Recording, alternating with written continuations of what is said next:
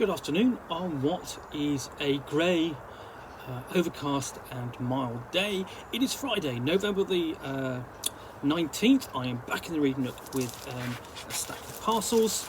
There we go. And the next one I am going to look at, I'm going to pull out of this one.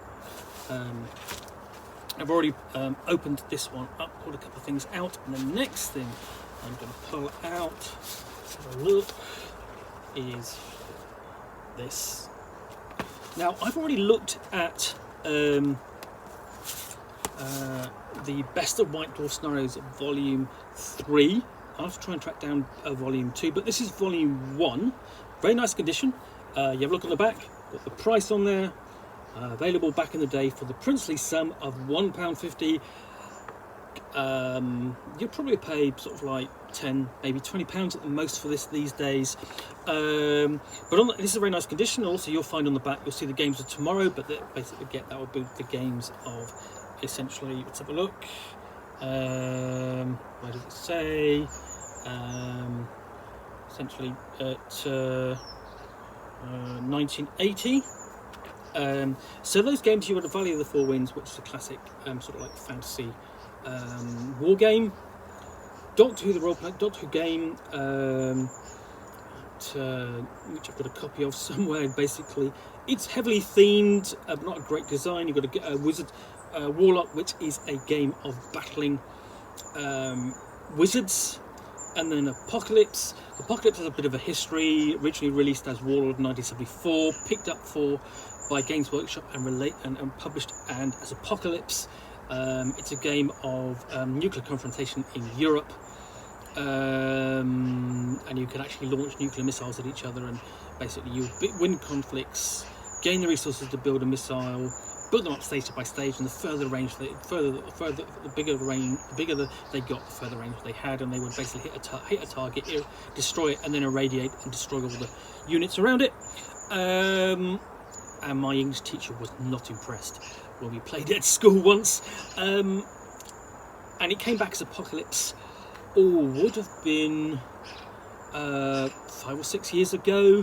The designer were basically selling it at UK Games Expo, and you can find copies of it today. I recommend it. Sort of like basically sort of like a classic symmetric war game. Because it's very simple. There's no chance. It's all the system itself is bluffing in it.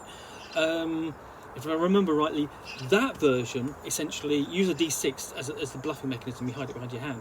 Okay, that version came with a die, D6-sided dice die, with a particular lean on it. Quite the worst die I've ever seen. It looked half melted. Anyway, so. Worth tracking down if you can find it. So you open up, and essentially what is fantastic about these sort of like magazines is the adverts. You open up, you've got an advert for Top Secret there from TSR, for miniatures games, complete with it all. So basically how sophisticated they were at the back. They basically complete with little cartoon strip, and those miniatures would have been from Star Force 300. Cosium, nice early advert for the game Dragon Pass. Boxed Rune Quest. There we go. I won't read all of that. Then we've got Judges Guild and Traveller, and all of these games that the Games Workshop at the time would have been importing. That's quite important. And then the sophistication of having essentially Citadel miniatures, designed as a very linear dungeon. So go down these rooms. This is what the miniatures we do, and this is in 1980, but basically 5 or 6 years really before Citadel miniatures became incredibly important in the role of Games Workshop. So what this is a collection of the scenarios which appeared in, well, would have been 1980, 1979. And you've got, let's have a look, 1, 2, 3, 4, 5, 6, 7, 8, 9, 10, 11, 12. You've got 12 adventures in here. So that's 12 fantastic adventures, which they thought were the best. And you think, if they were the best, what were the ones they didn't include? And some of those would be included in Volume 2. But let's have a look. So we open up with the Halls of Tyson Thane by the late Abbey Fury. Essentially, village in peril. Go and investigate the source of the peril, which was probably is the possibly the Halls of Tyson Thane, a magic user whose wizard's home is in the caldera of a volcano. And what we get is not a dungeon per se. In fact, it is a dungeon because you are going in and you're exploring, but it's home. And it's not a tower, it's an actual home. It's a big mansion over two. Basically, it's really it's more of a bungalow, I would say, or a chateau perhaps. It's quite Italianate, I would say, and so it's got really quite a nice feel to it. You know, it's less of a dungeon. There's lots of flavour and detail in these rooms. And I can remember reading it and going, you know, I basically really want to play this. But it's actually quite a complex space to explore, and quite a tough one because there's almost everything. There's lots of things in the rooms to look at,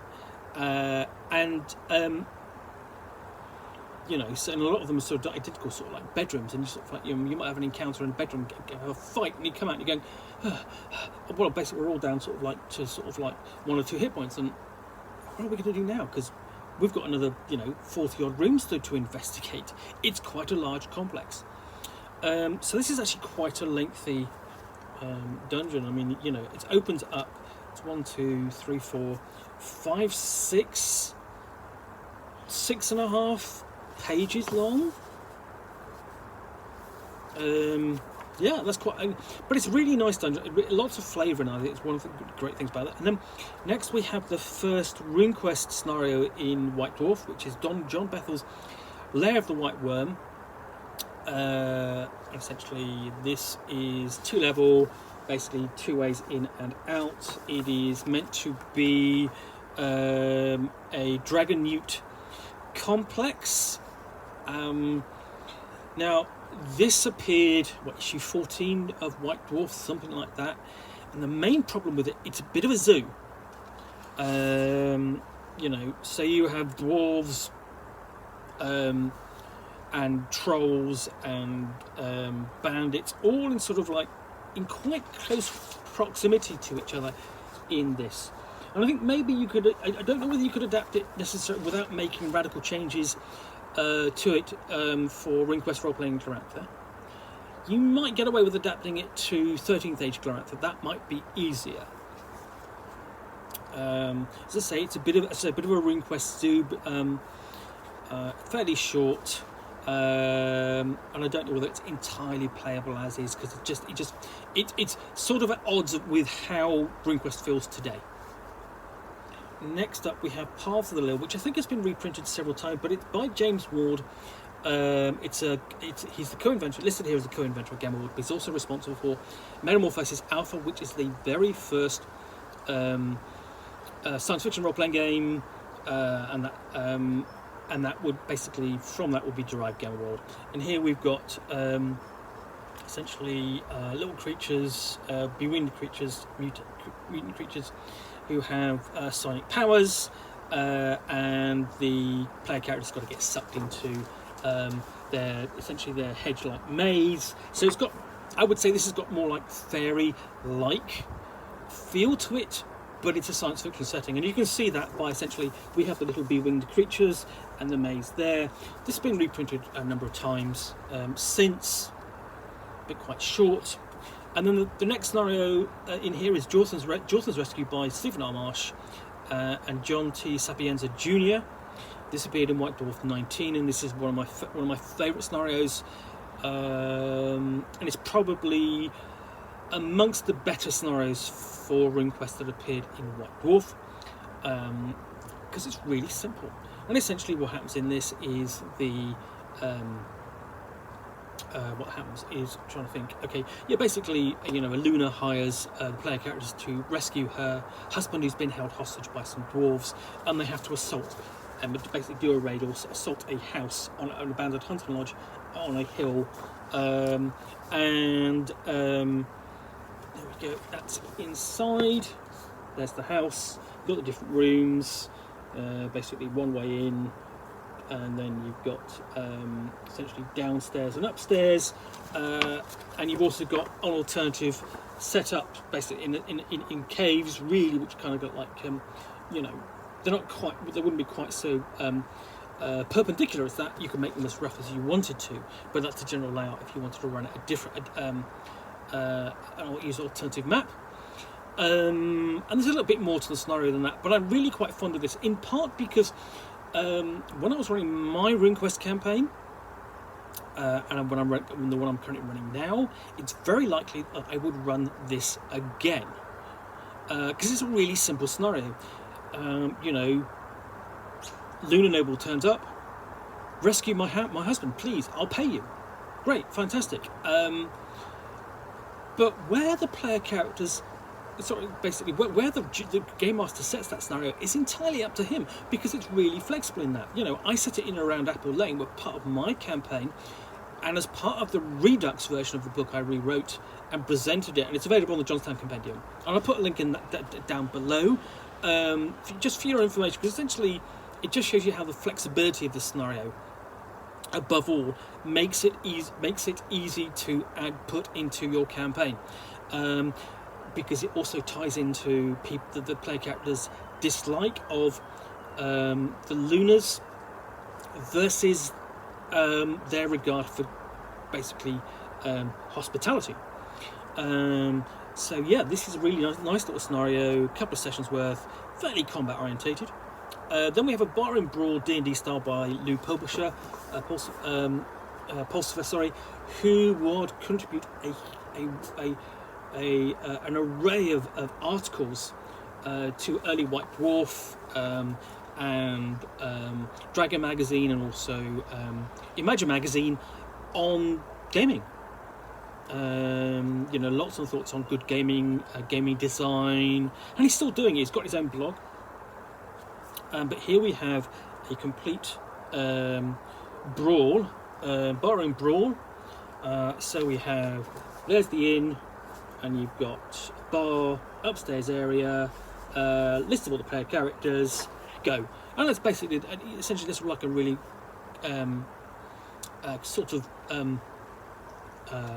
basic a thing to run at a convention or something like that. We've got or a games day. We've got a large number of players. So next up, we'll turn over the place. We have Starters and Starships, Game Specialist, 45 Summer Row. Probably perhaps the best selection of games you'll have ever seen.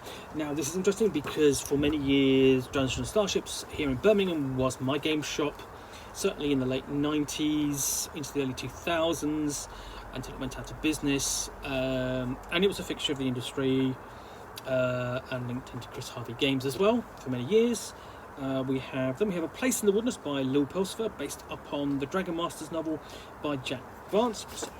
So creatures. So not much of a scenario, really, sort of like an encounter which the Dungeon Master can develop. Then we go on to White Dwarf issue 7, Lair of the Demon Queen, a difficult but rewarding section of the Greenland dungeon by Don Turnbull. So 2-page spread devoted to this one encounter. So it's really detailed. Now, the Greenland, Don Turnbull, people will recognise him as the author or co-author of the scenario U1 Secret Assault Marsh, which is the first British Dungeons and Dragons scenario from TSR UK. Still a classic. Was voted one of the top 30 Dungeons and Dragons scenarios of all time. It's a fantastically good, thematic, flavoursome adventure. Recently revisited in Ghosts of Saltmarsh for Dungeons and Dragons 5th edition. But he's also, for many years, the head of TSR UK. No longer with us, sadly. But he had his own personal dungeon, and this is an excerpt from it, Greenland Dungeon. and it would be fantastic if this dungeon, his dungeon, the Greenland dungeon, could be brought into print to show people what he was doing, because in a lot of cases, these authors, and in this situation, would basically would run their dungeon, not necessarily with an eye upon publishing parts of it or publishing it necessarily, but parts of it they would basically introduce, publish in a magazine, or they would actually bring the whole thing out in some cases, and this is the case with this is not the case with Greenlands, but essentially the excerpt, the Demon Queen, is a case of part of his dungeon coming to print, and really it was a case of we really would like to see the rest of it. Then we have basically the Sable Rose Affair, which is a traveller scenario by Bob McWilliams. Lots of tiny text, but really nice maps. Basically that's a bar. I'm just trying to see what this adventure is about, because it's basically it's a short traveller scenario, adaptable for use with snapshot and other rules. That basically takes on the semi-imperial subsector as used in the Quenya Travel Adventure 1, and essentially the players are investigating the spate of disappearances in the sector, and it's been traced to this city, and there's lots of really good flavour and detail in here for this scenario. This is, it was a great thing that a magazine like White Dwarf, it gave space for these sort of actually really detailed and big scenarios. Okay, so next we've got Grax Crag by Will Stevenson. This is a D&D mini module for 3rd level characters, and it's essentially it's the tomb of the long dead King Gract with his queen, and there we go. Nice little map, nice and clear, thoroughly, basically serviceable dungeon, full of traps because it's a tomb. Next, Tom Keen's is Ogre Hunt. This is for Shivering Sorcery, and the player characters essentially have to go after an ogre which is terrorising a valley. Nice and simple. Track him down, see what he's up to, see if they can defeat him or drive him off. Really quite simple, but again, serviceable adventure. That's a one session's worth of play. And after that, we've got another scenario by Albifori, which is a mini dungeon for parties of first level adventurers, and this is the first full adventure which appeared in White Dwarf, issue 9, The Lich Way. It's a classic which people remember from back in the day, and if they don't remember it from back in the day, they remember it from the reprint in Best of White Dwarf Scenarios, which was kept in print for quite a while. This is a great big tomb complex with a big trap, which people may which has one of those, investigate, but beware, don't meddle with things you don't understand, and then, oh my god, what have we done? Run!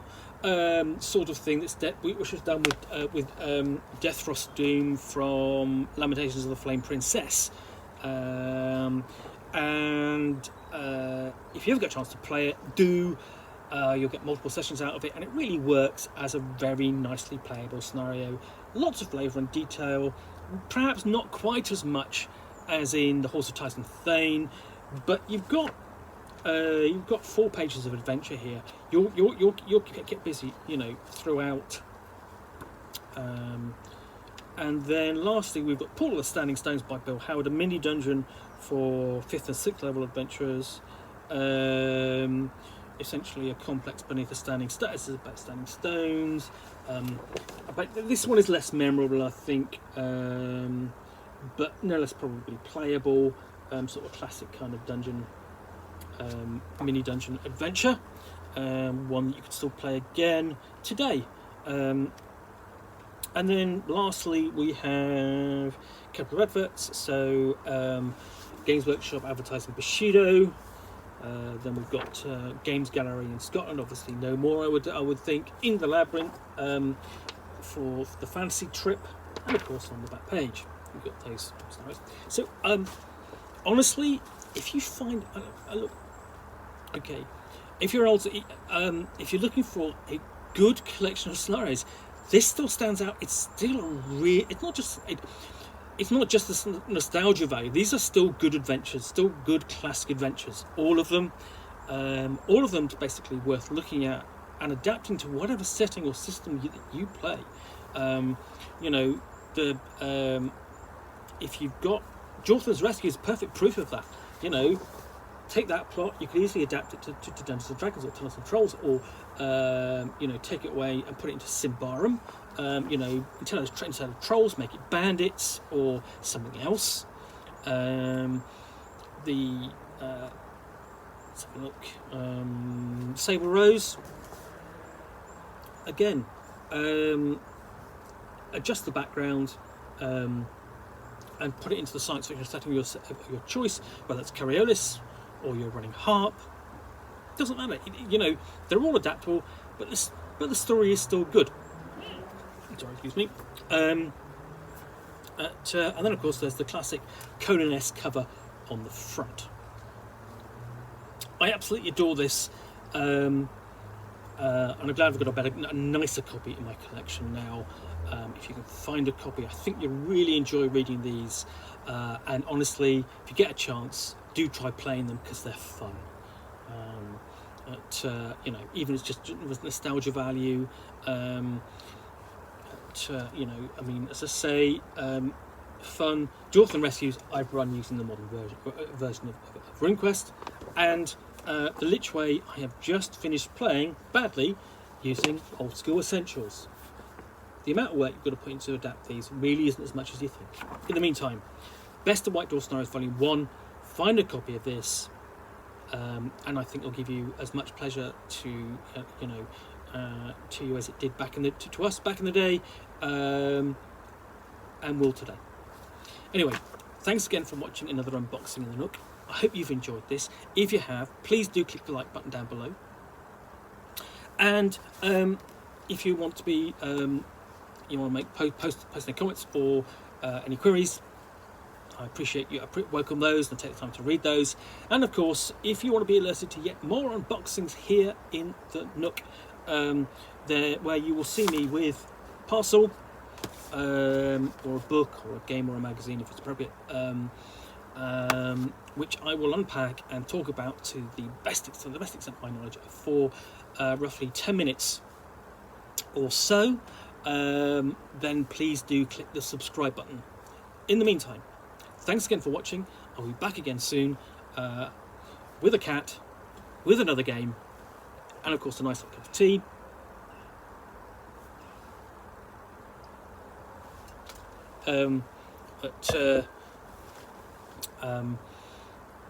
Sorry, ladybird in my tea. Please do hit that subscribe button. Thanks again for watching. I'll be back again soon with another unboxing of the Nook. Bye.